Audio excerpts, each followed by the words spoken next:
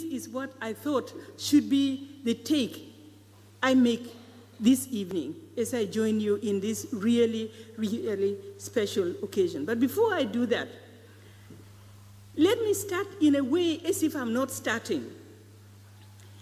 Let me talk to you from a set of insights we are consolidating in a book that is coming out in a couple of months called Rethinking Thinking: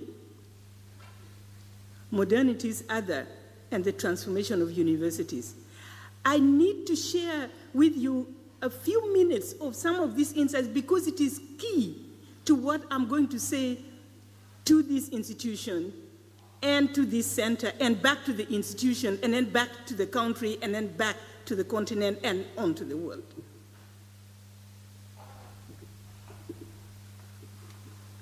As you probably know, this chair, this such initiative is, as the Master of Ceremonies has said, is strategically focused knowledge and human resource intervention into the higher education landscape.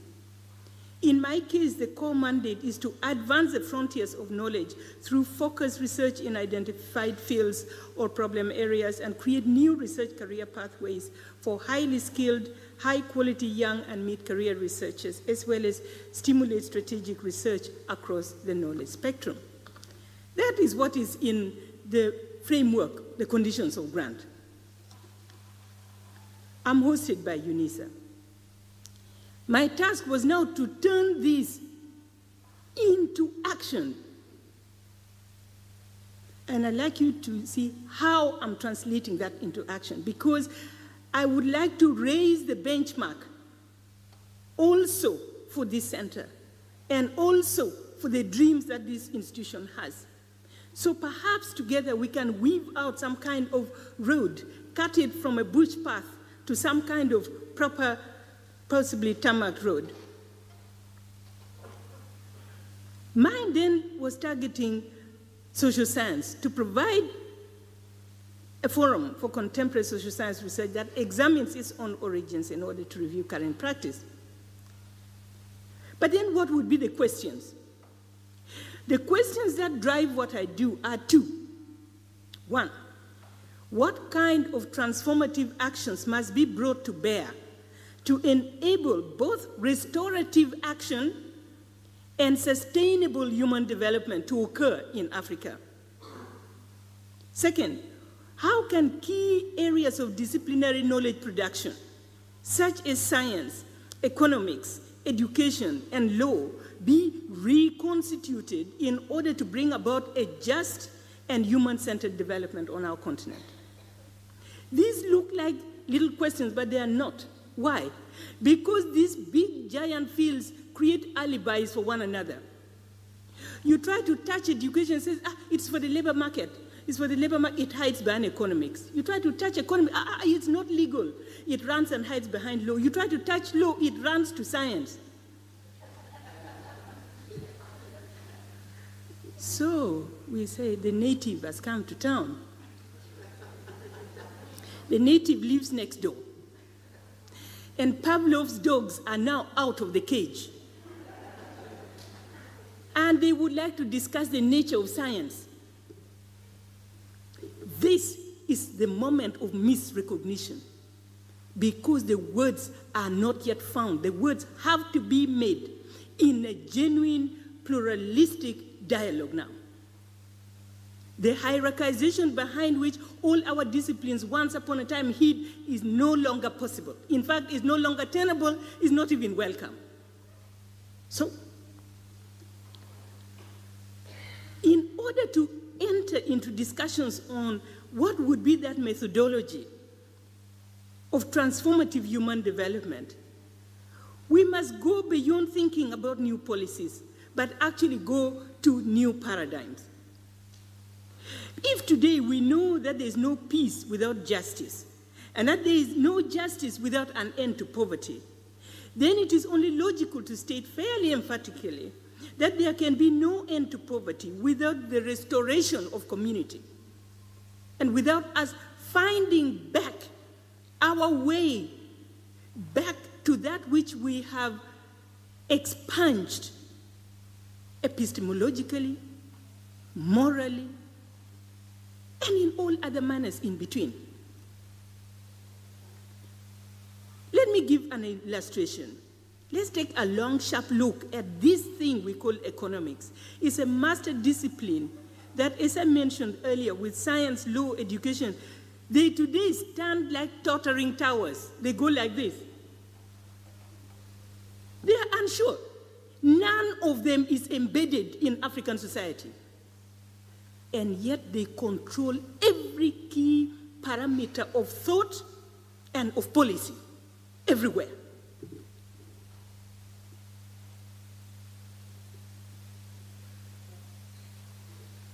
The native has come to town.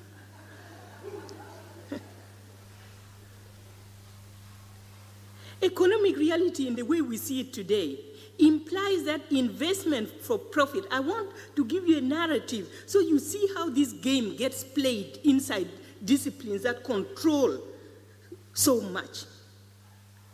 Economic reality in the way we see it today implies that investment for profit is the motto that drives the economy. You read it everywhere. Investment, motto of the economy. Competitiveness, excellence, international something. Yeah. And so once you start like that, governments must encourage investment or at least not discourage investment. Economic reality tells us that some people have access to money and other resources, while others do not. Hello. Those have-nots are called poor. Yeah. And it all seems very logical, therefore, that to end poverty by increasing the access of the poor to resources should be the natural thing. Because if some people have a lot and others do not have a lot, then something must come from a lot to others. You know, it should be fairly simple. So it should follow naturally that increasing access of the poor to resources means at least some of the following: raising wages, paying for health care, paying for education, paying for parks, and where people can have recreation. All should be funded from taxes.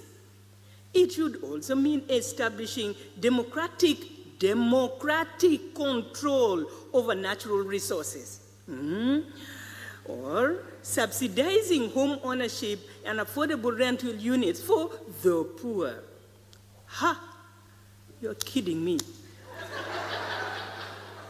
Unfortunately, those investors who we call owners of the motto of the economy, in other words, people with huge amounts of accumulated wealth, to whom we are looking, to save us all, they tend to respond to those kinds of measures by doing something called losing confidence.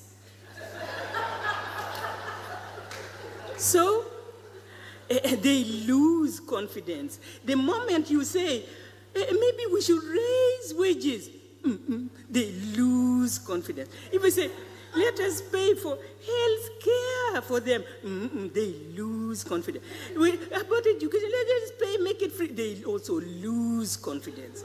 Yeah. In other words, they find it more profitable to run away.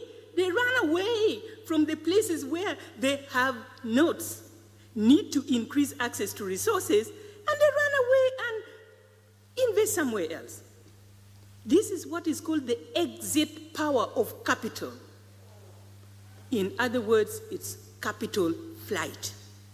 Whenever you hear those words, it's not fun. It means they're running away from demands to act more humanely at those who do not have. They run away. Similarly, there's something called capital strike. They go on strike also. And this happens when investors just decide not to invest.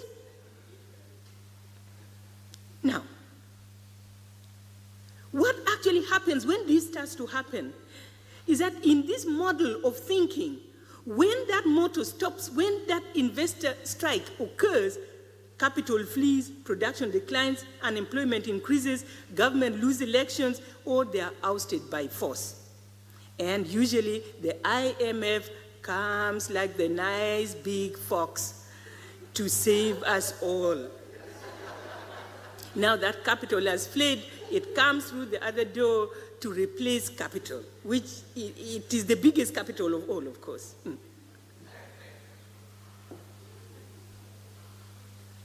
The problem for us is to discuss paradigmatic, what is our intellectual response to this problematic? Okay, there are 55 books written on this, maybe 500 books written, but what is our actionable intellectual response to this kind of problem? You can't keep citing what policy did and what the other academic wrote. You have to imagine the actions that are possible from the words that you speak. So what is the paradigmatic issue here? For those of us who have been doodling with the academic things, after Thomas Kuhn, we know that paradigms define normal science, that it defines the context of a calculation, that it determines the rules of the game. It's also a socially legitimized way of seeing. The first thing we have to recognize is that the global economy operates in a global legal framework which protects that particular paradigm that makes capital flee every time the poor needs a little bit extra. I won't go into the details here. I've written properly on it, and hopefully when I've adjusted the text, maybe I can give a copy of the book. You hear in the core founding principles of Roman law things like respect persons, respect property, do not harm others, and contract is key in it. But all of these good-sounding precepts and principles have at their core the interest of the private propertied people. When they say respect persons, they mean the wealthy. It's not you and me and we squeaky little ones who are trying to get something. The law was not meant for the small person, for the poor person. It was meant to protect the wealthy against the poor. If we want to discuss socio-economic rights, and we do not discuss the tenets and the limitations and the toxicity in the Roman law and the legal system that now govern economics everywhere, we may run around chasing our tails. 5 years on, I will come by here and there will be still one more phrase in a document saying, yeah, racism is linked to socio-economic. Yeah, very bad. Not good. Hello?